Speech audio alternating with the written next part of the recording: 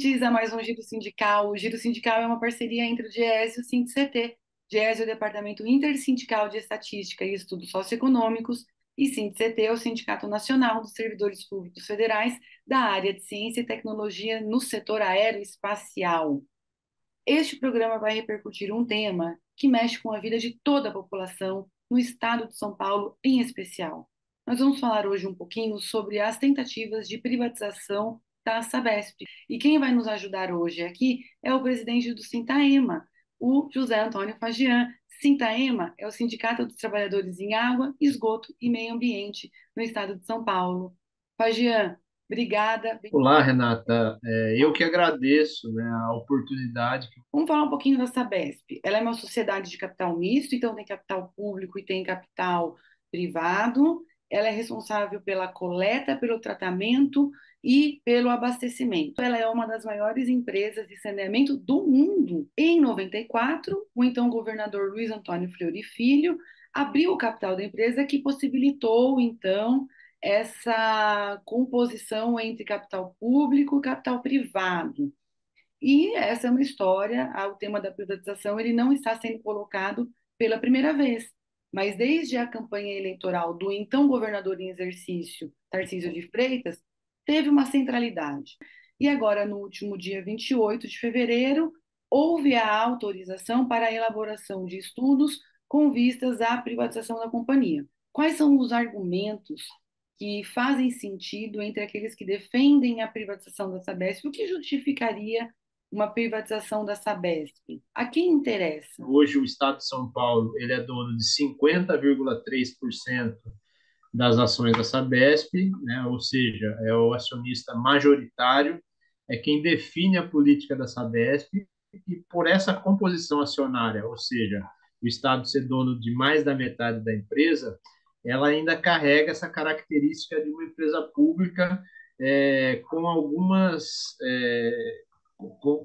situações onde ela tem, né, prioridades, né, em relação a financiamento, outras facilidades por ser uma empresa pública. Ela atende hoje algo em torno de 80% da população de São Paulo. Opera 375 municípios no estado, né?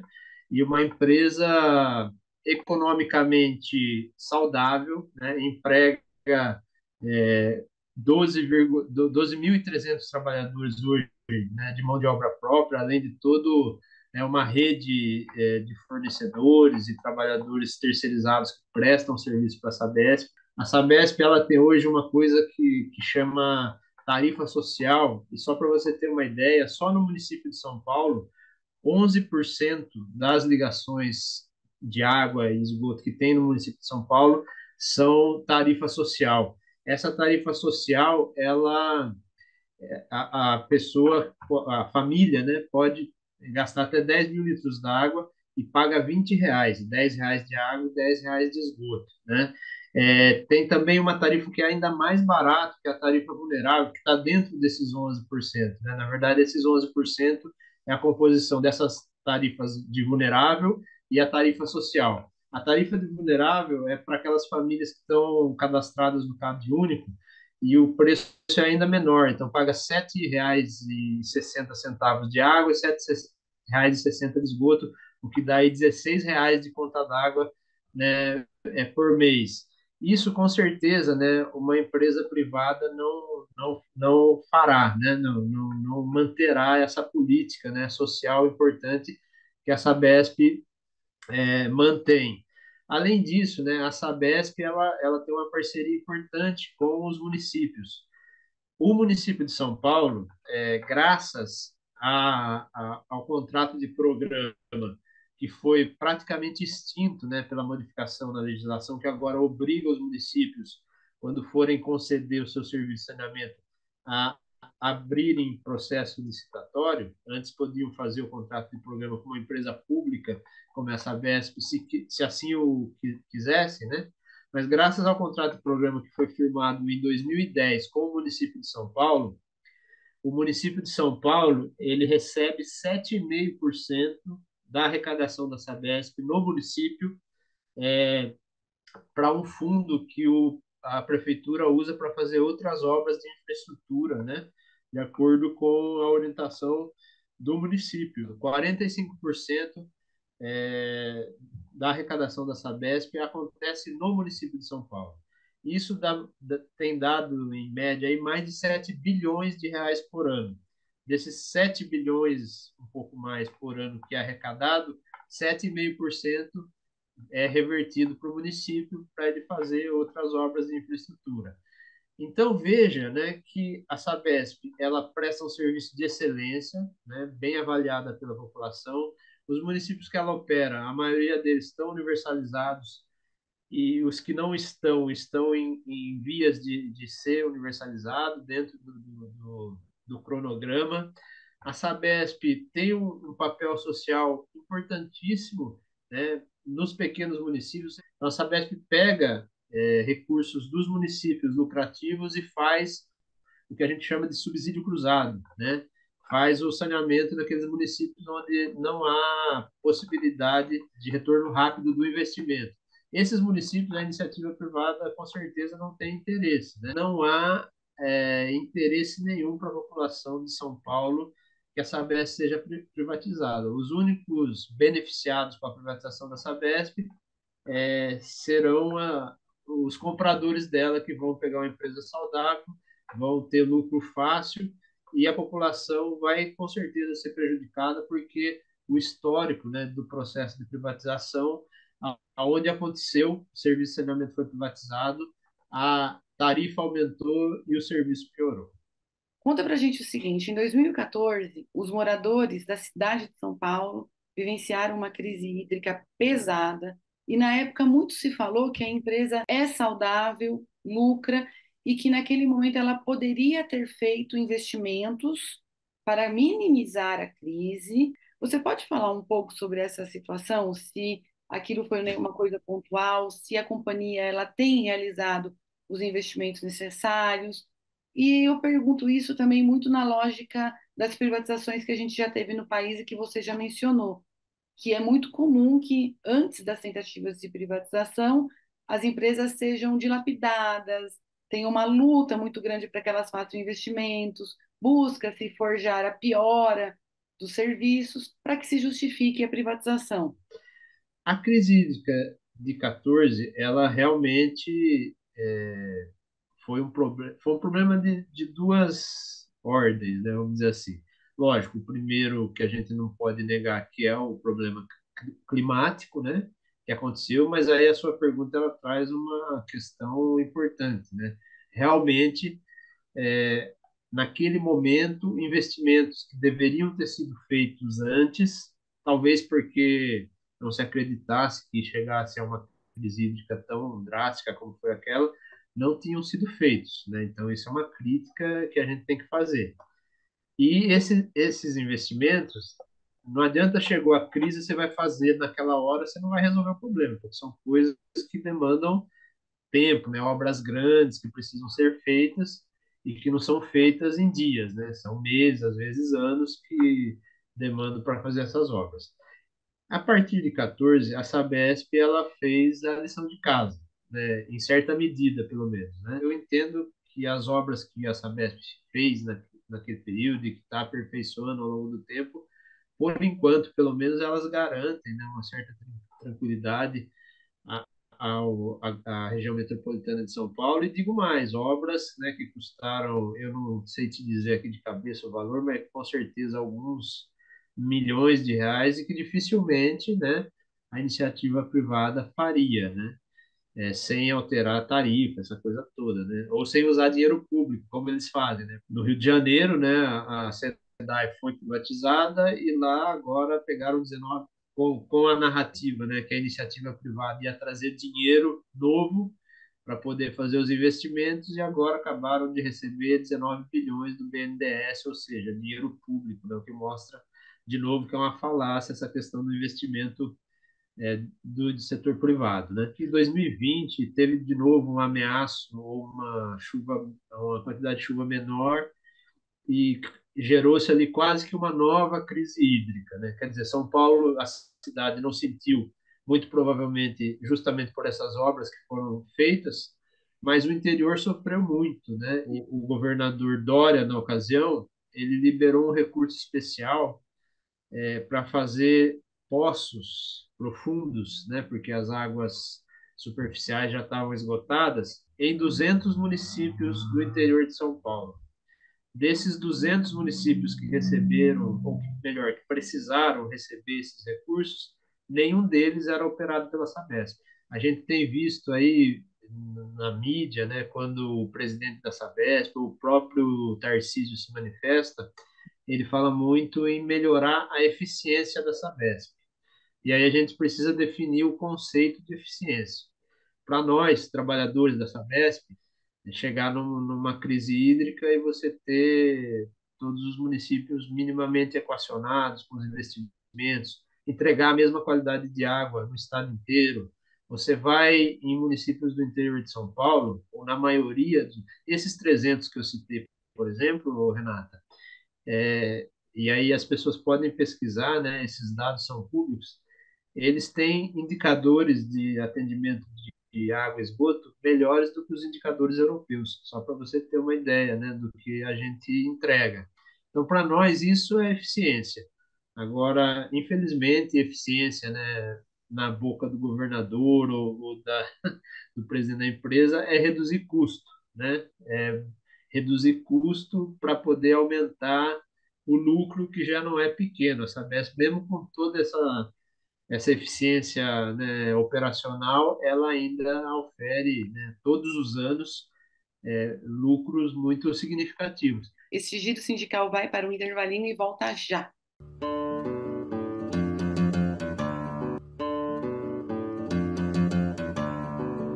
O Giro Sindical está de volta e hoje nós recebemos o presidente do Sintaema, o Fagian, conversando aqui conosco sobre a possibilidade de privatização da Sabesp. Ficou bastante claro os riscos que a população corre caso ocorra a privatização da companhia. Vamos olhar um pouquinho, então, para a situação dos trabalhadores.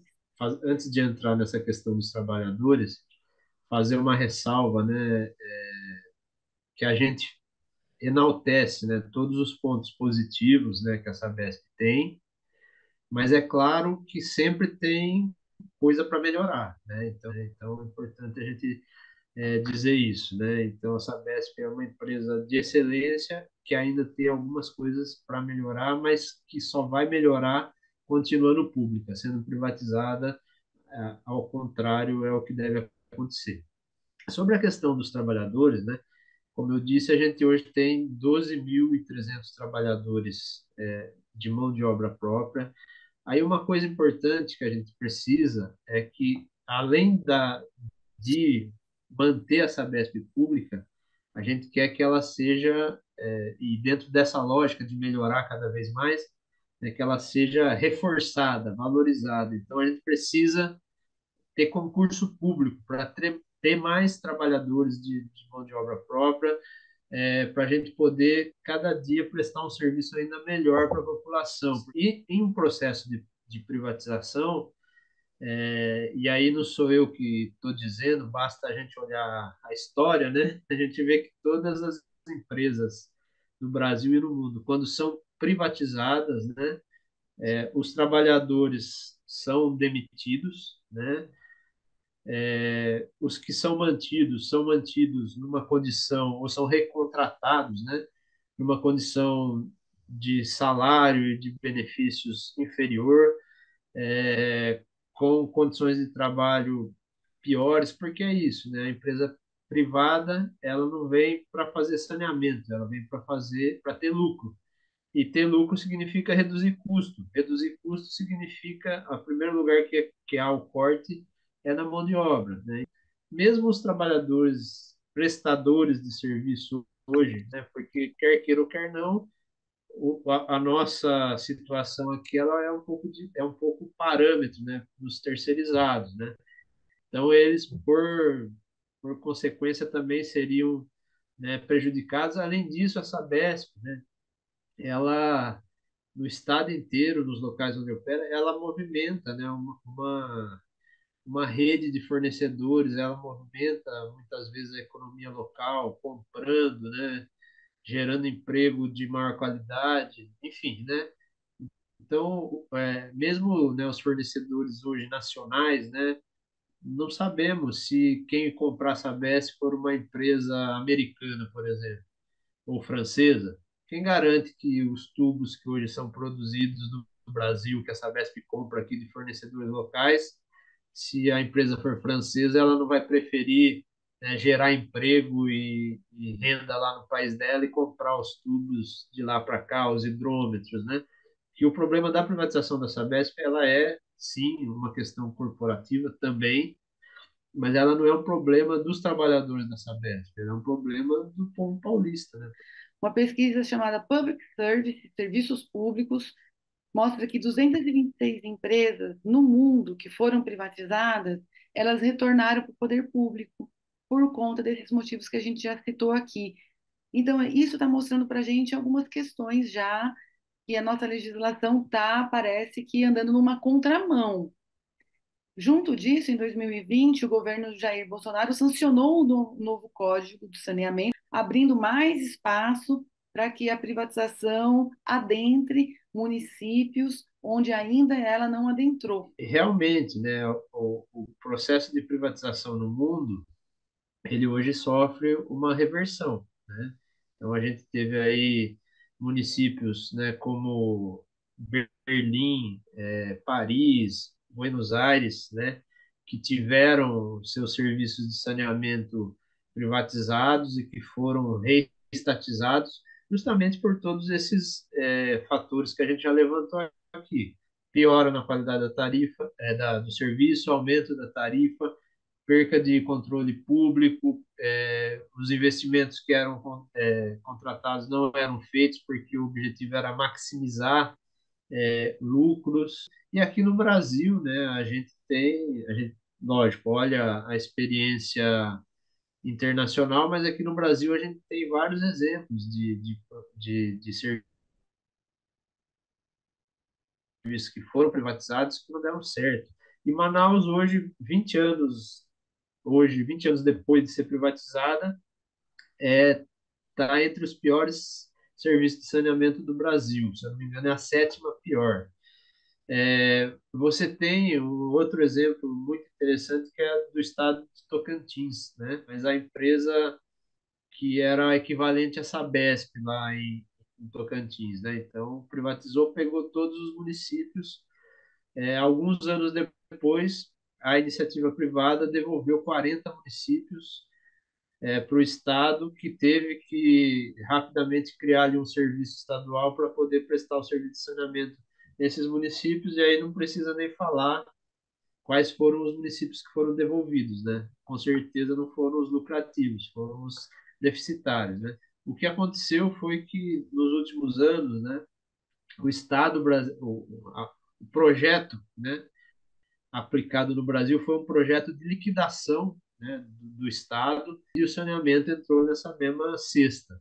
E para viabilizar isso foram feitas mudanças na legislação, aprovou-se uma lei, que é a Lei 14.026, que modifica o marco regulatório do saneamento, facilitando, né, o processo de privatização.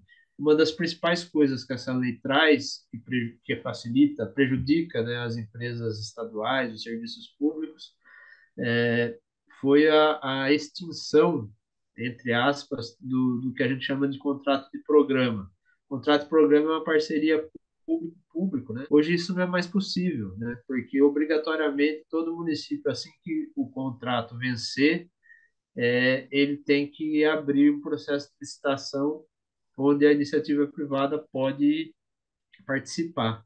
E a empresa pública ela não tem mais a condição de firmar o contrato de programa. Contrato de programa esse, inclusive, que é possível em outros serviços públicos, né? Que, como eu disse, é uma parceria público-público. Você pode ter na saúde, na educação e outros serviços que são prestados no convênio, né, do Estado com o município para prestar aquele serviço. E no saneamento, estranhamente, né, criar essa figura e proíbe-se agora o contrato de programa. Então, essa legislação ela facilitou privatizações em Alagoas recentemente, O próprio processo do Rio de Janeiro, né, da SEDAI, foi facilitado por essa mudança na legislação. Recentemente, a gente teve o leilão da Corsan, que é a Sabesp do Rio Grande do Sul, e a iniciativa privada está indo para cima, né, para pegar o serviço de saneamento do país inteiro, sempre, né, com essa visão de pegar o que a gente chama de filé mignon, que é o que precisa pouco investimento e é lucrativo, né? Mas existe hoje esse processo no Brasil, não só em São Paulo, como a Sabesp, mas no Brasil, que vai na contramão da história de entregar o serviço de saneamento para a iniciativa privada. Então, o giro sindical vai para o intervalinho e volta já.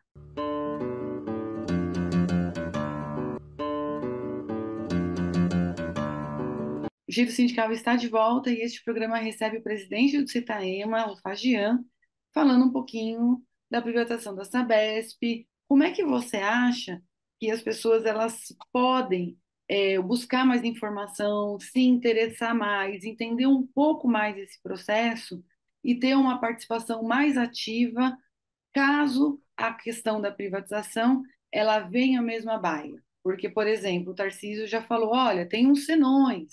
Se a tarifa ficar mais cara, a gente não vai privatizar.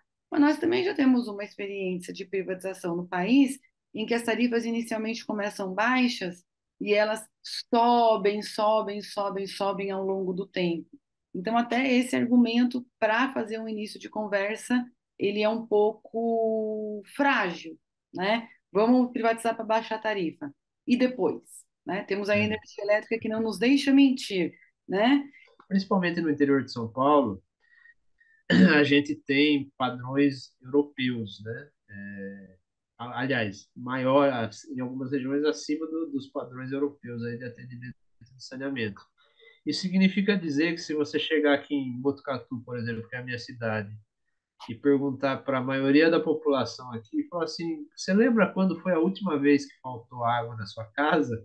Ela não vai lembrar. Então isso gera na população uma certa alienação, vamos dizer assim, porque ela não sabe, né, da onde abre a torneira tem água, deu descarga, os dejetos vão embora. Então acho que o papel que a gente tem é de fazer esse debate com a população, né, trazer esses exemplos para convencer, porque a população às vezes acha que não importa, e aí vem o discurso de baixar a tarifa, né?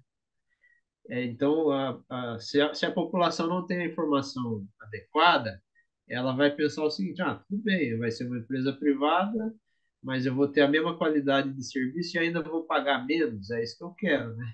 Mas a gente sabe que na prática, né, não é o que vai acontecer, né? Então a gente tem que trazer dados, até porque a Sabesp ela é muito bem avaliada pela população, né? Então quando você pega as pesquisas que a própria empresa faz ou pesquisas de satisfação, ela é bem avaliada, né? Então, mas a gente precisa saber o porquê que tem esse serviço que gera esse nível de satisfação e o que vai acontecer, né, se a empresa for privatizada. Então, fazer esse debate não só com a população, né, com os movimentos sociais também, e com as lideranças, né, prefeitos e câmaras de vereadores, demonstrando para eles, né, com números, com exemplos, né, qual será o prejuízo que a população deles terá, né? O que que os trabalhadores, como que eles estão se organizando e o que que eles pretendem fazer? A gente, enfim, tem se mobilizado. Primeiro, mobilizado a comunidade interna, né, para poder resistir ao processo de privatização, tentado conversar com os prefeitos, levando, né, essa informação, né, do prejuízo que será a privatização da Sabesp, conversado com os movimentos sociais, né, para criar uma grande onda, né, em favor da manutenção da Sabesp enquanto empresa pública. Nós temos uma frente parlamentar na LESP que está funcionando e que no dia 15 ela acaba por conta do mandato atual acabar, inicia um novo mandato, mas nós já temos lá conversas e articulações de que essa frente, no primeiro momento do novo mandato, será recriada. Nós estamos também na Câmara Municipal de São Paulo tentando criar uma frente contra a privatização da Sabesp, né? Então, a gente fez um ato dia 14 na frente da Bolsa de Valores, né? Enfim, os trabalhadores estão apreensivos, mas estão dispostos a lutar, mobilizados, né? Bem conscientes, né? De qual será o seu papel nessa luta e prontos para resistir. Fagian, obrigada demais. Conte sempre com a gente aqui. Agradeço em nome, né, dos trabalhadores da Sabesp, do Sintaema. Obrigado mesmo, grande abraço e estou sempre à disposição. Obrigada, seguimos.